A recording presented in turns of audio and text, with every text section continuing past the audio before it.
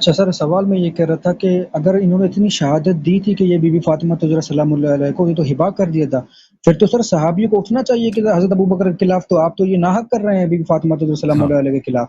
تو اس کا جواب یہ ہے میرے بھائی کہ رسول پاک صلی اللہ علیہ وآلہ وسلم نے کہا، میں آپ کو جواب دے دیتا ہوں، ایک صحابہ تو کرنا چاہیے تھا، صحابہ کو بہت کچھ کرنا چاہیے، صحابہ کو کرنا چاہیے. ایک منٹ میں کتاب لے کے آتا ہوں، بلکہ کتاب پی ڈی ایف دکھاتے ہیں. محترم ناظرین، یہ کتاب ہے، کتاب صحیح سنن الترمذی المجلد الثانی بتحقیق محمد ناصر الدین الالبانی، یعنی اس کے سب روایت صحیح ہیں. چھپی ہے ریاض میں سنہ 2000 میں. یہاں پہ اس کتاب میں آپ کو لے کے چلتے ہیں میرے معزز ناظرین، صفحہ نمبر 465.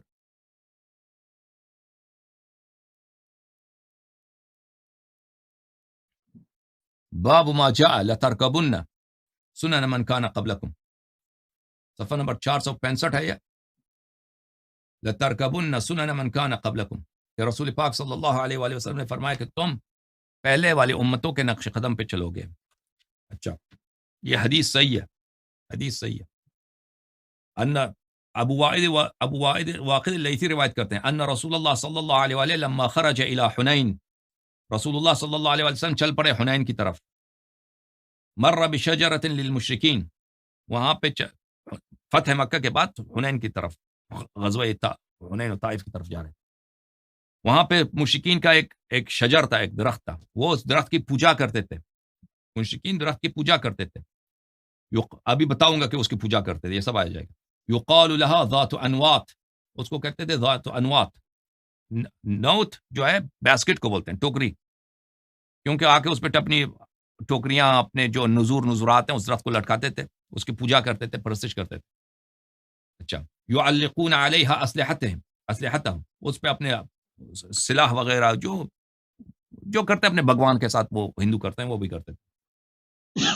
فقال یا رسول اللہ صلی اللہ علیہ وآلہ اجعل لنا ذات انوات کما لهم ذات انوات.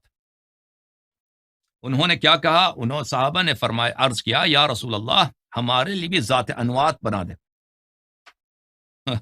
صحابہ نے کہا کہ یا رسول اللہ ہمارے لیے بھی ان کی بھی جو ہے نا بھگوان ہے، ان کی جو درخت ہے جس کے، ہمارے لیے بھی آپ بنا دیں بھائی، ہماری دین میں کیوں نہیں ہے. ٹھیک ہے نا.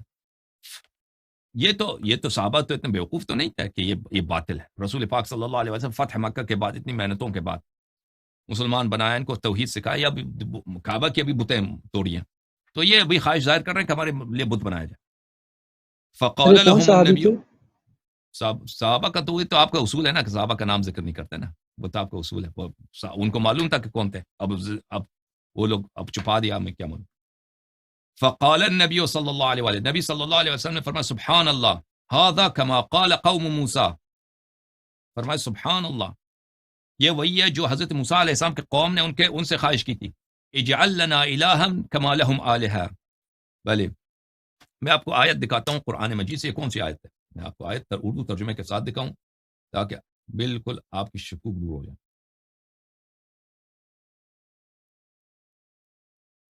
آیت یہ ہے میرے معزز ناظرین، وجاوزنا ببنی اسرائیل البحر فأتوا على قوم يعكفون على اصنام لهم. بنی اسرائیل کے ساتھ وہ حضرت موسیٰ علیہ السلام کو معجزہ تھا نا، آپ کو پتہ ہے کہ سمندر کو 12 راستے بنا دیے سمندر میں، پتہ آپ کو؟ ہاں، پانی شق کیا تھا حضرت موسیٰ علیہ السلام. ہاں، معجزہ تھا یا نہیں تھا بھائی؟ جی جی سر، جی جی. کرتب تھا یا معجزہ تھا؟ معجزہ تھا نا.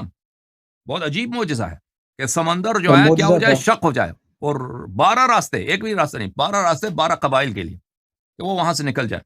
تو وہ جو ہی سمندر سے واپس آئے، انہوں نے دیکھا ابھی قوم دیکھو کتنی بدبخت قوم ہے، ابھی سمندر سے باہر اتنا معجزہ، اب وہاں سمندر سے نکلے بھی تو کیا دیکھا انہوں نے کہ فرعون غرق ہو گیا نا، اس زمانے کا جو سب سے بڑا سپر پاور تھا، جو مسلمانوں پہ ظلم کرتا تھا، ان کے بچوں کو ذبح کرتا تھا، ان کو سب کو غلام بنایا تھا، وہ بھی غرق ہو گیا، ڈوب گیا. یہ پتہ ہے آپ کو؟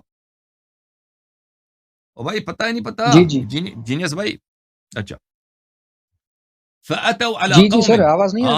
ہاں سمندر سے آ گئے تو وہ آگے کہاں پر؟ ایک قوم کے پاس آ گئے، یعکفون علی اصنام لہم، وہ اپنے بتوں کی پرستش کر رہے تھے. جب بتوں کے پرستش کر رہے تھے تو قالوا یا موسیٰ اجعل لنا آلہہ، تو انہوں نے کیا کہا، اے موسیٰ ہمارے لیے بت بنا دیجئے. اے موسیٰ ہمارے لیے بت بنا دیجئے جس طرح ان کے پاس بت ہیں، جس طرح ان کے پاس بت ہیں. قال انکم قوم تجہلون، فرمایا کہ تم بڑے جاہل قوم ہو. اور ہم نے، یہ دیکھو میں طاہر قادری کا دکھاؤں، اور ہم نے بنی اسرائیل کو سمندر یعنی بحر قلزم کی پار اتارا تو وہ ایک ایسے قوم کے پاس جا پہنچے جو اپنے بتوں کی گرد پرستش کے لیے آسن مارے بیٹھے تھے. یاکفون، اعتکاف کیا تھا بتوں کے پاس. بنی اسرائیل کے لوگ کہنے لگے اے موسیٰ ہمارے لیے بھی یہ ایسا ہی معبود بنا دیں جس سے کہ ان کے معبود ہیں. موسیٰ علیہ السلام نے کہا تم یقیناً بڑے جاہل لوگ ہو. ٹھیک ہے نا. تو اب سنن ترمذی کی طرف واپس آتے ہیں. رسول پاک صلی اللہ علیہ وسلم نے کہا کہ یہی بات تو بنی اسرائیل نے موسیٰ سے کہا تھا، اجعل لنا الہا کما لہم آلہہ والذی نفسی بیدہ لترکبن سنت من کان قبلکم. اللہ کی قسم تم پرانی امتوں کے نقش قدم پہ چلو گے.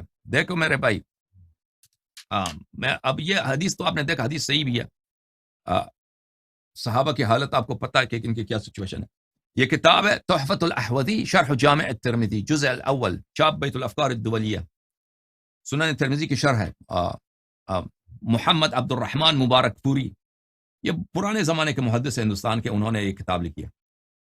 یہاں پہ آپ کو لے کے چلتے ہیں میرے معزز ناظرین صفحہ نمبر 1770 پہ.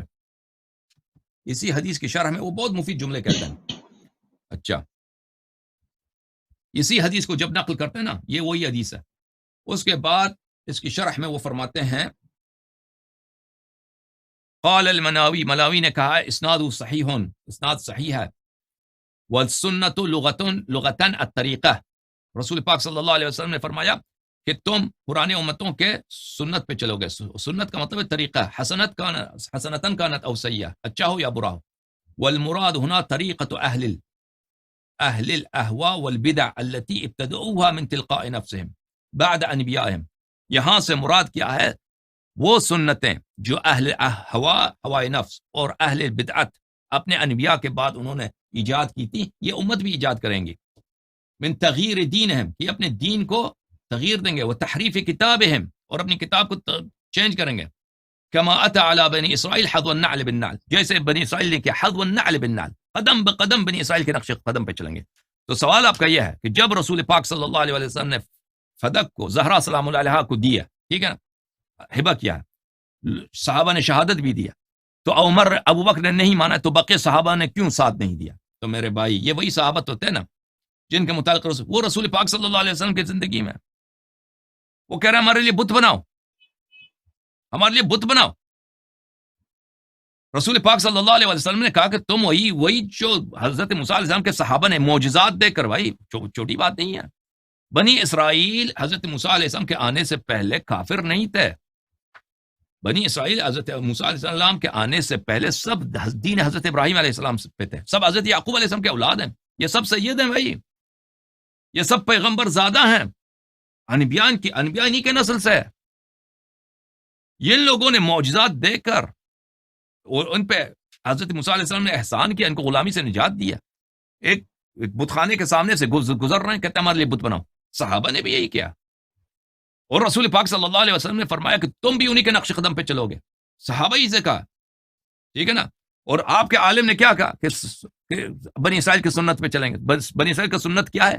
اب بدعت اور ہوا کے طریقے، ابھی میں نے آپ کو دکھایا، بدعت اور ہوا کے طریقے اور تغییر الدین اور تحریف کتاب، سبحان اللہ.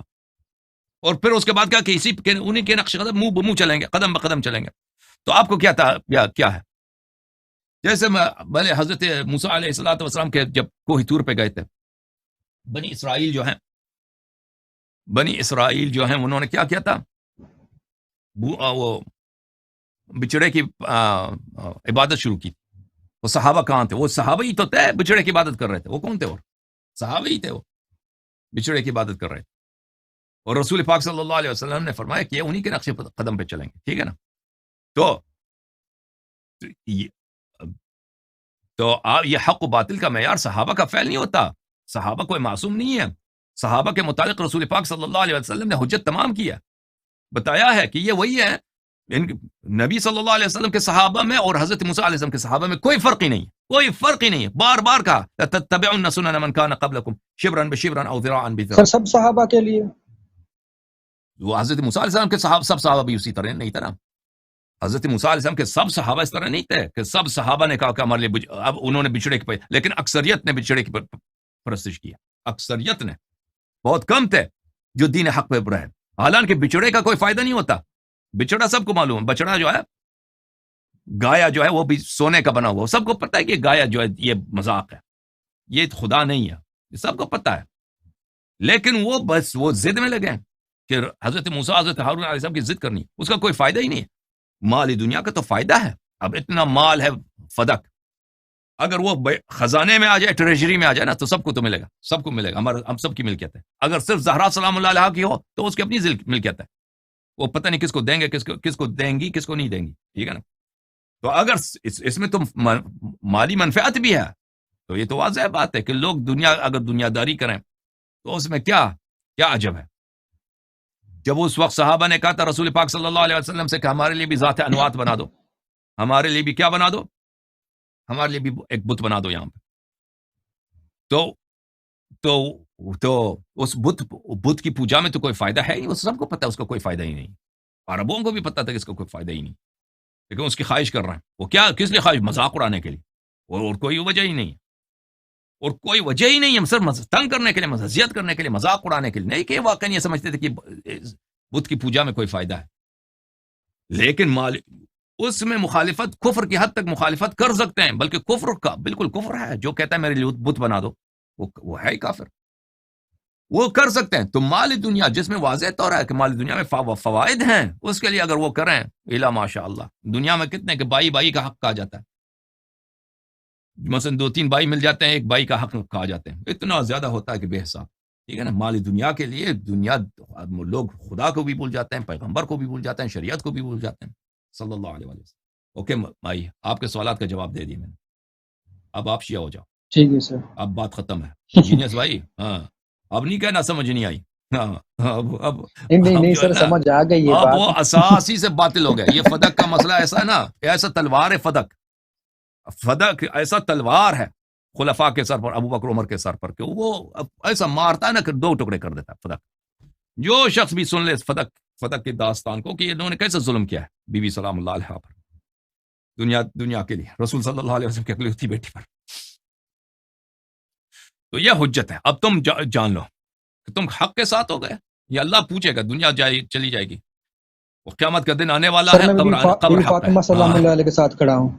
ہاں, تو ان کے ظالمین جن سے بی بی سلام اللہ علیہ نے کبھی بات نہیں کی, کبھی ان کی تعریف نہیں کرنا, کبھی ان کو احترام نہیں کرنا, جنہوں نے ان پہ ظلم سر کیا میں ہے. تو کہتا ہوں اہل بیت کے دشمنوں پہ لعنت.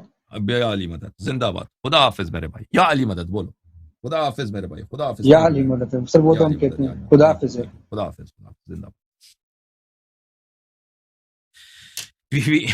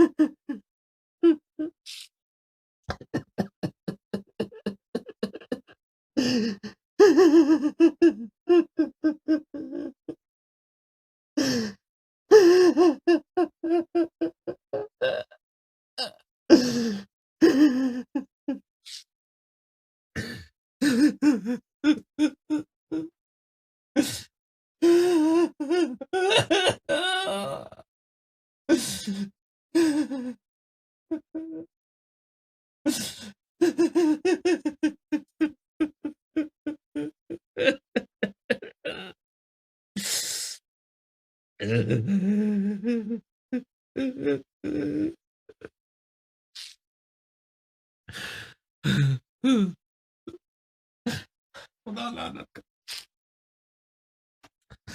ज़ालिमों। सल्लल्लाहु अलैकुम या अहल बैत वसयअलमु الذين ظلموا آل محمد أي منقلب ينقلبون اللهم صل على محمد وآل محمد وعجل فرجهم اللهم صل على محمد اللهم عجل لوليك الفرج اللهم عجل لوليك الفرج اللهم عجل لوليك الفرج اللهم عجل لوليك الفرج اللهم عجل لوليك الفرج اللهم صل على محمد وآل محمد وعجل فرجهم الشريف